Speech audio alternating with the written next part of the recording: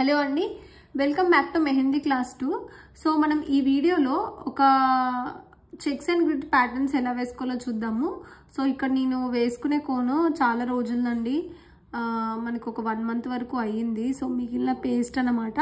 So ఆ paste నేను use చేస్తున్నాను. సో ఫస్ట్ నేను ఈ ప్యాటర్న్ వేసుకునే కన్నా ముందు మనకు ఒక బార్డర్ అనేది ఉండాలి. అంటే మనము ఏ షేప్లో మనము వేసుకోవాలి డిజైన్ అనేది మనకు క్లారిటీ ఉండాలన్నమాట. సో ఇక్కడైతే నేను స్క్వేర్ షేప్ తీసుకున్నాను. సో మీ ఇష్టం, మీకు ఏ షేప్ కన్వీనియంట్ ఉంటే ఆ షేప్ తీసుకోండి. రౌండ్ అయినా పర్లేదు, రెక్టాంగిల్ అయినా పర్లేదు. సో మీ నచ్చిన షేప్ అనేది మీరు తీసుకోవచ్చు. సో తర్వాత నేను లైన్స్ వేసుకుంటున్నాను. సో ఈ లైన్స్ మీరు చూసినట్లయితే నేను క్రాస్గా వేసుకుంటున్నాను, హారిజాంటల్గా వర్టికల్గానైతే వేసుకోవట్లేదు. మధ్య మధ్యలో బ్రేక్ అయితే నేను మళ్ళీ స్టార్టింగ్ నుంచి లైన్ వేస్తున్నాను, ఎందుకంటే మనకి డిజైన్ అనేది పర్ఫెక్ట్గా కనిపించాలి కాబట్టి. సో ఇలా లైన్స్ వేసుకున్నాను. 1 side వేసుకున్న తర్వాత కంప్లీట్ అయిపోయింది. ఇప్పుడు నేను సెకండ్ సైడ్ లైన్స్ వేసుకుంటున్నాను.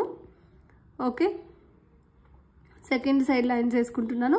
సో ఇందులో అయితే నేను చాలా చిన్నగా చూపించడం జరుగుతుంది మీకు డిజైన్.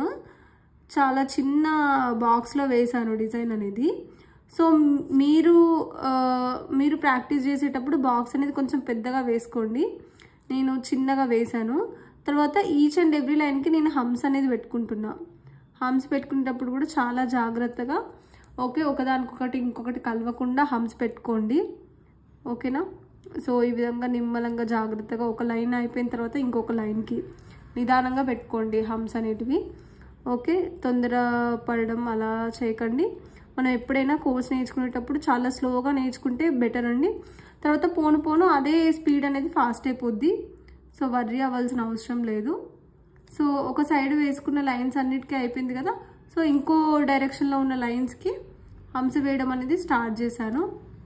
ఓకే, ఎక్కడైతే ఆల్రెడీ హమ్స్ వచ్చాయో అక్కడ ఆ ప్లేస్ని మనం ఇగ్నోర్ చేసేసి మిగిలిన ప్లేస్లో హమ్స్ అనేది వేసుకుంటున్నాను. సో ఈ విధంగా మనం మొత్తం లైన్స్ అన్నిటికీ హమ్స్ అనేది వేసాము. సో ఈ డిజైన్కి అయితే హమ్స్ ఇంపార్టెంట్ అండి చాలా. ఓకేనా? సో తర్వాత మనం ఒక కంప్లీట్ బాక్స్లో నేను ఏం డిజైన్ వస్తుంది అనేది చూపిస్తాను ఇప్పుడు.